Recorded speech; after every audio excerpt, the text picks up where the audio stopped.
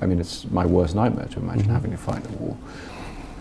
I had the privilege, and my grandfather was in the Air Force, and he died in World War II. And I took my children to go and visit his grave. He's buried in France. And when you look at the gravestones of the people who actually died in this, and you think, okay, we're going to make an entertainment, we're going to make a cinematic telling of war, that's very daunting. And it's difficult to know how to go about that. And for me, the solution was to not look at Dunkirk as a war film, to look at it as a survival story.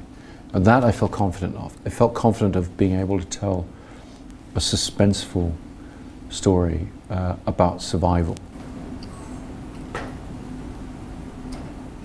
Could or should director be kind of philosopher? I mean, maybe your industry produce your own Michel Foucault, produce your own Nietzsche. Do you kind of see the parallel between them? Well, I think for me, that would be too much of it would be too self-conscious to look at filmmaking that way. One of the pleasures of talking about the But film you are very self-conscious.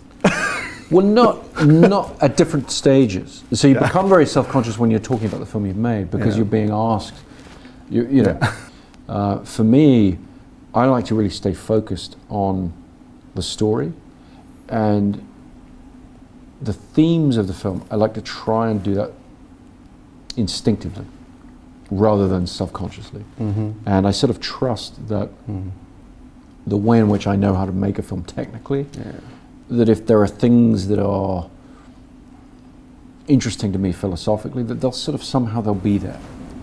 So for example, with Dunkirk, we've tried to make a very intense film and that was really the ambition. And so the film's attitude to war, therefore, for me, had to be not self-conscious. I didn't want to make a film that was an anti-war film or a pro-war film or anything. I wanted to make a film that presented my point of view and enjoy that. So from the sounds a little self-indulgent. Yeah. Do you worry about maybe the genre, maybe the big production, maybe stifling your creativity? I mean, from following Insomnia, the different parts. Do you worry about it? Or I don't. I mean, I have worried about it in the past. In the case of this film, I very much chose to not worry about it. I very much chose to just say this is a huge film that for a British person particularly, it's a necessary film to be made. Somebody's going to make it. I want to be the person to make it. And so I'm a responsible filmmaker and I try and, we made the film efficiently. We made it for a good price for the studio and everything. That was our way of kind of dealing with the practicalities. But beyond that, I did not worry too much about the scale. I just said, you know what, we're just going to make the film right, and we need planes, and we need ships, and we need thousands of people, and we're just going to make this film. And I think that was important to do, because the rational part of my brain, the sort of, the businessman, if you like,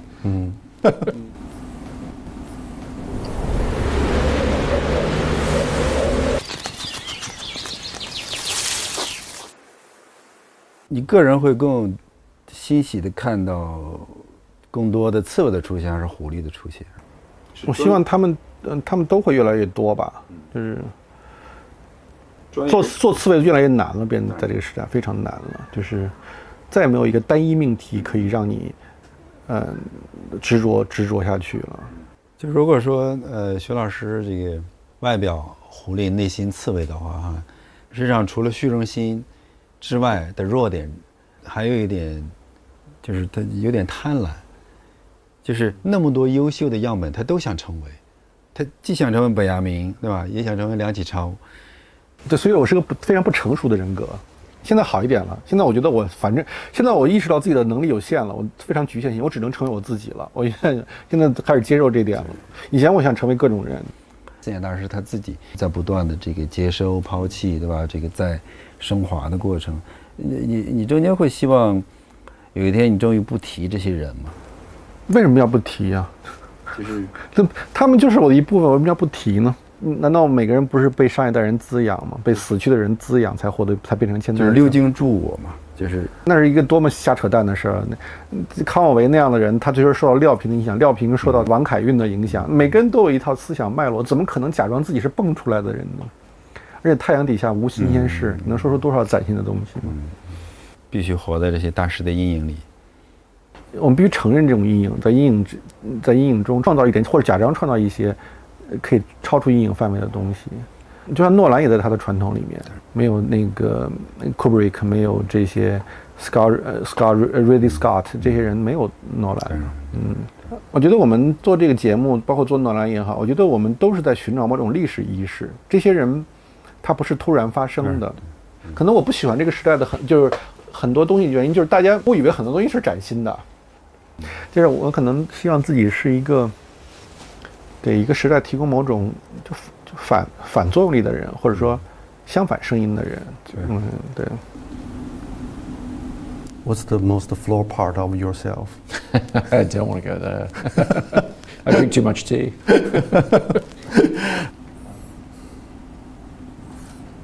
From the first idea of the movie until the finish, the whole thing, the whole process, what's the weakest part of in the whole process yourself? The weakest part?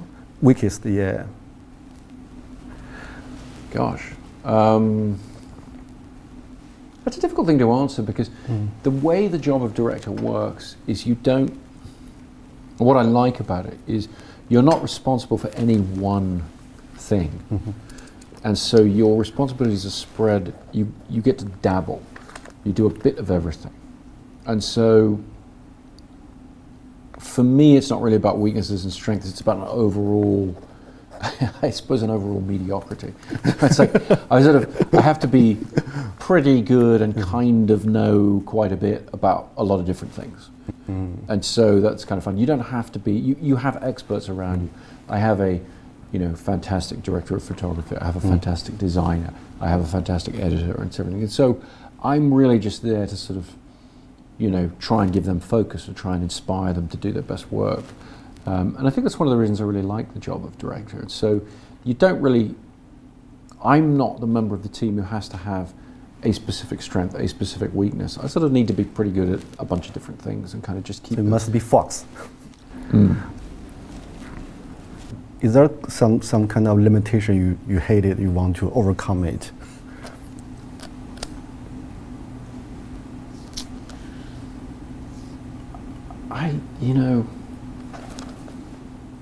You feel very much when you're writing, you feel the limitations of your ability.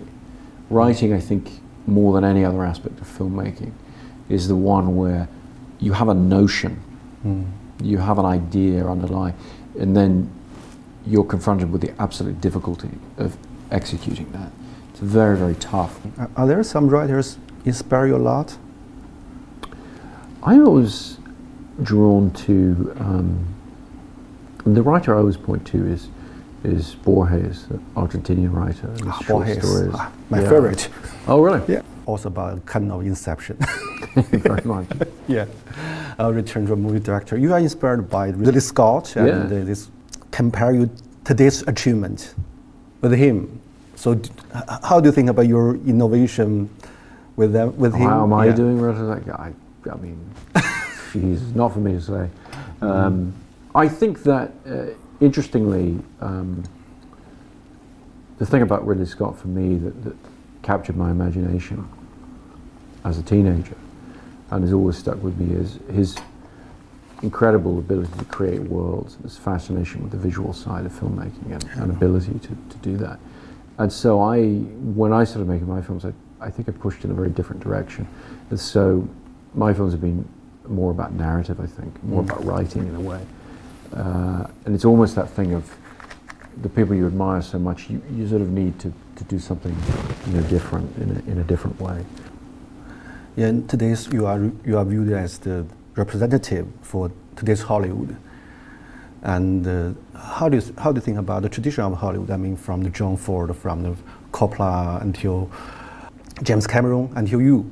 I mean, you're part of tradition, or how do you define the tradition? And do you contribute something different in the tradition? Well, I think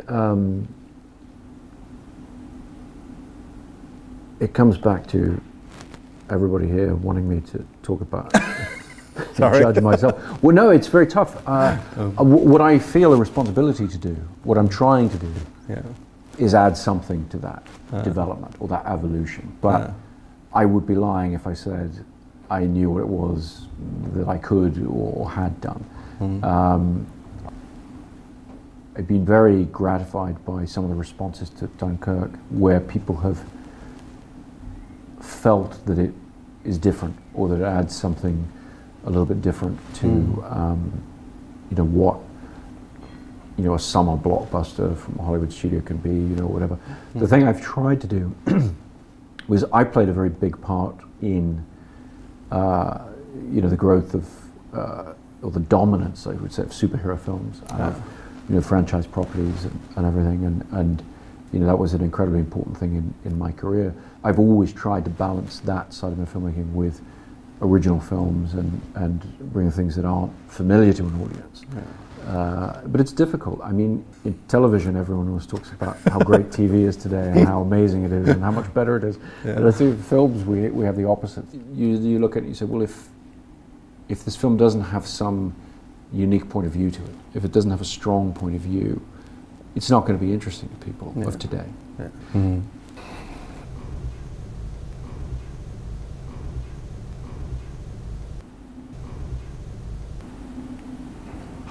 Could you imagine if you were in Dunkirk, what kind of role you will be played? You will be desperate, or you will be hopeful, or brave, or cowed? I think what the film tries to say very strongly is we cannot know until we are faced with the situation. We like to think that we would behave in a noble way. I wanted to be more real than that. Human beings, we're very flawed creatures.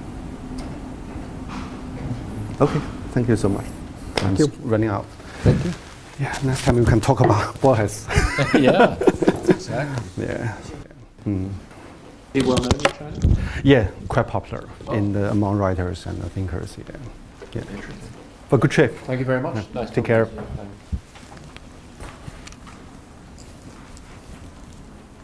感觉刚刚开始采访结束了。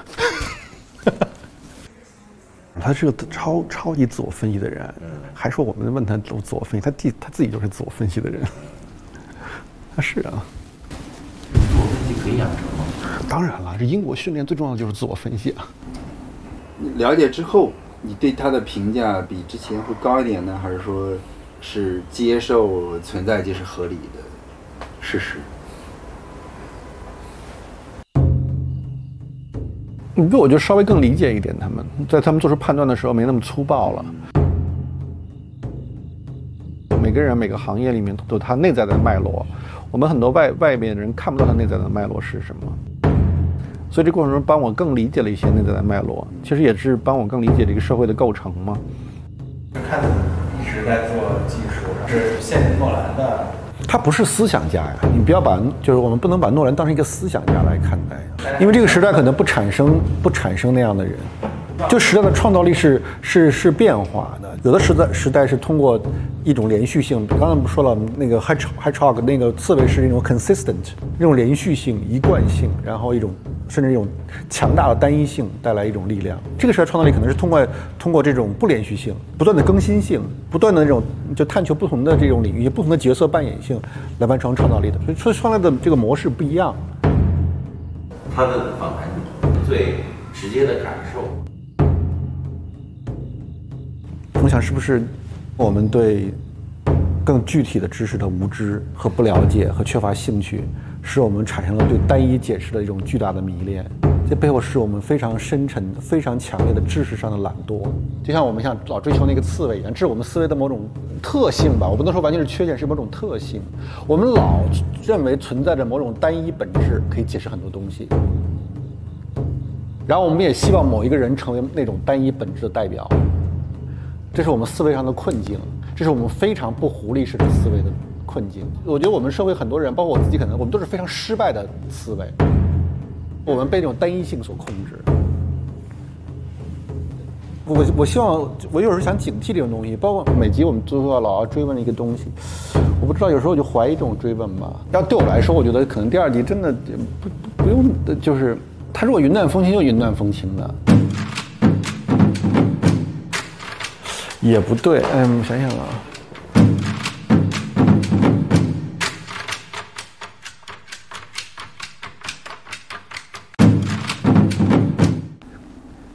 You said you don't use email and no phone. How to connect with the fast-changing modern world? I think a lot of what people do with technology is very trivial, actually, and very, it's just filling time. I value the discipline of just doing nothing, and thinking, and just trying to puzzle out what it is you're working on. From the following until now, 20 years passed. So what's the viewpoint or philosophy on movie? I think it was Alan Parker who said all cinema is manipulation. So to call it manipulative is sort of interesting. And I guess the question is, if all cinema is manipulation, which I think it is, it's all choices, and I believe the director has a very strong ability to manipulate the perceptions of the audience. The question is, do you do films where the manipulation is apparent or where it's hidden? So for example, with Dunkirk, a lot of the men on the beach, they were never face to face with the enemy. They were just suffering the ordnance from the enemy. They were suffering the planes coming in and dropping bombs, the mortars and so forth. That fear of the unknown closing in. I'm going to say, okay, I want to involve you in that. I want to let you know that these 3 different timelines in Dunkirk, they're running at different timescales, for example. I want you to be aware of that because I sort of want you to be constantly reminded of the limited point of view of each of the stories, that you're trapped in a subjective experience. What I do is I take that capacity for manipulating your feelings towards time and I put it foreground. That really puts you, there with those people on the beach, or puts you in the cockpit of a Spitfire, dog fighting the German planes above the beach. I'm trying to involve the audience consciously in that process, rather than it being invisible manipulation. It's honest manipulation, if you like.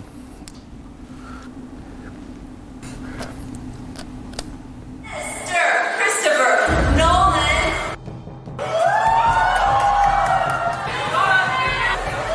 诺兰是我的偶像，我非常好奇。诺兰是精品商业战略家。What's the most flawed part of yourself? I don't want to go there. I drink too much tea.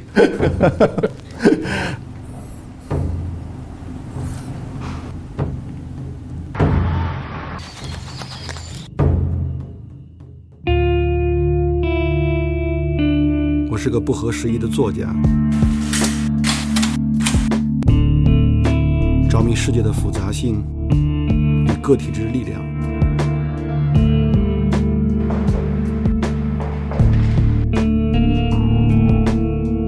我对技术、速度与娱乐驱动的时代持有怀疑。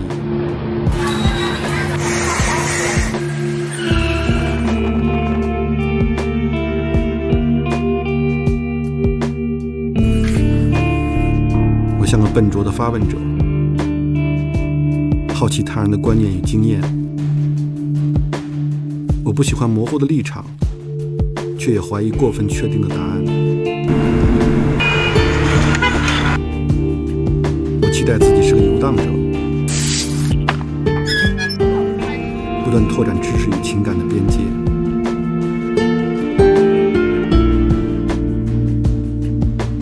我也好奇，在时代浪潮之中，那些崭新的创造力、想象力正在被孕育。我会带着我的偏见与期待再次出发。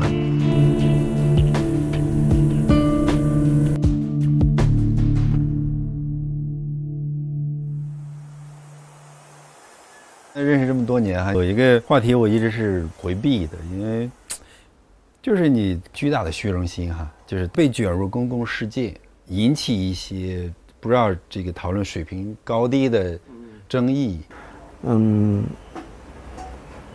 还是你愿意促成这样的争论？有的时候因为我兴趣不强烈，而且我整个过程中，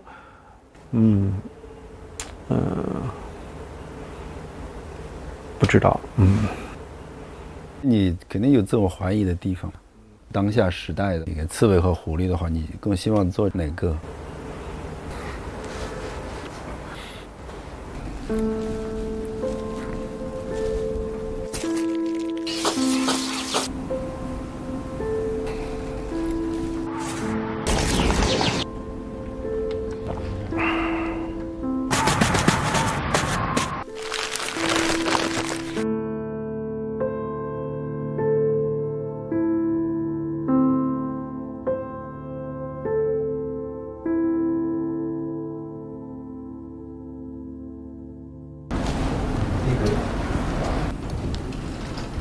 ？Hey, nice to meet you. Hi. Want some tea? Or you have tea? I brought my own. Thank you. Good. So you must be very tired. Not too bad. I was in Asia anyway, so I'm not jet lagged. Now how about Yeah, we start. Yeah. We start already. Fine. Don't worry.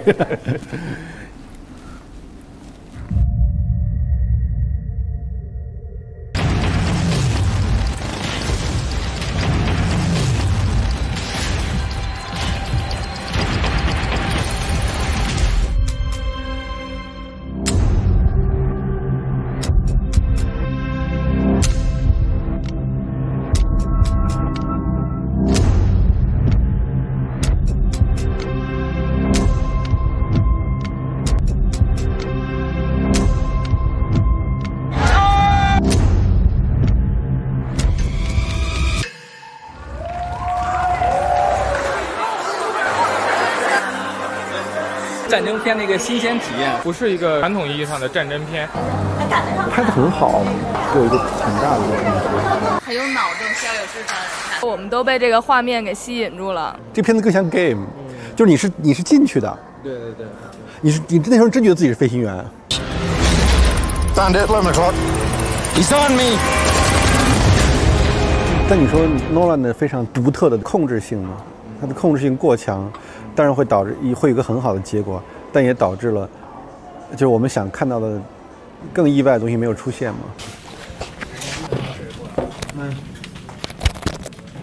你是特别挺诺兰的是吧？肯定打3分吧。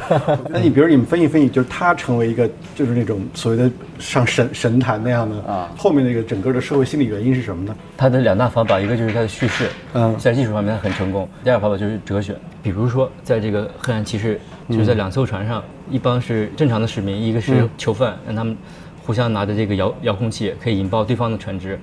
他其实就是把这样一个哲学史上很著名的电车难题拉过来，在讲思想，在讲观念，给你植入一个概念，这样的话给观众的体验是焕然一新的。就很多导演他拍的那种想表达哲学的电影，非常小众、晦涩、深奥，看着就容易睡着的那种。但是诺兰，我从来没有感受过电影原来有这样的功能。可能在这方面，我觉得诺兰的电影是让人感觉到非常值得去推崇的。那你这么挺他？对，我不同意，我当然不同意。你说，蝙蝠侠为什么跟别的那个片子不太一样，对吧？是对自我的怀疑，这就是他贯穿的一个状况。但这个东西其实特别泛泛，奥德赛不也是这样吗？奥德赛也在怀疑自己该不该回家，该不该这样。那哈姆雷特也怀疑自己，所有的一个家庭剧里面都会有的这样。我经常爱拿我的前半生来举例子，把一个角色和那个让来到提卡普里奥一样，重塑自我，重新找到自我的故事，没什么区别。我经常讲电影，它应该分为4种，仅仅从视听语言来讲的话，有点小突破，但正好又不超越我们的审美的这个台阶吧，所以说这是有气势。第二种电影是有性格，像黑泽明电影或者山帕金帕的电影，还有一种电影是有生命感的电影，最高级的电影它是有命运的电影。其实诺兰应该来讲呢是最低的那一种，他有给你的小思索，给你的小视觉，给你的什么都给你一点点，大家看到了，正好的。比我的审美高那么一点点，也不高不那么多。其实蛮符合这个全球化的审美。对。And both in your movies, people are always very ambiguous about his own identity, the fictional world and the true world. Why this kind of things attract you so much? I mean, it's become your major subject to. It's from a kind of philosophical thinking of. My favorite types of films have always somehow related to the thriller genre. I like that form of storytelling, and because the camera pretends to be objective, yes, but it's not. You know, it's very subjective, particularly if you choose to use it in that way. And so, the great masters of suspense, like Hitchcock and Clouseau, they understood how to manipulate and how to align an audience's perceptions with one character or another, with their sympathies going to one character or another. And I think that stories in which you can't take identity for granted, even the identity of the narrator, who's the good guy, who's the bad guy, you know, it's a fun thing to play with. In the past, you always imagine the future, or imagine the maybe not very concrete things, concrete situation. But now you're facing the very concrete historical place and event. So, I mean, the two imagination are very different for you, or similar? I mean, imagine the future. I found it creatively. I found it invigorating because the key difference is that the world of the film, which is something you're normally, the world of the film is something in which, as a writer, I'm normally engaged in constructing from the ground up, particularly in a film like Inception, for example, or Interstellar. You know, the script has to create the entire world of the film and the terms of it. That part of it was already done for me in Dunkirk. That exists, it's real. And so all I had to do was research it and read about it. And so my creative process was then different. I didn't have to build that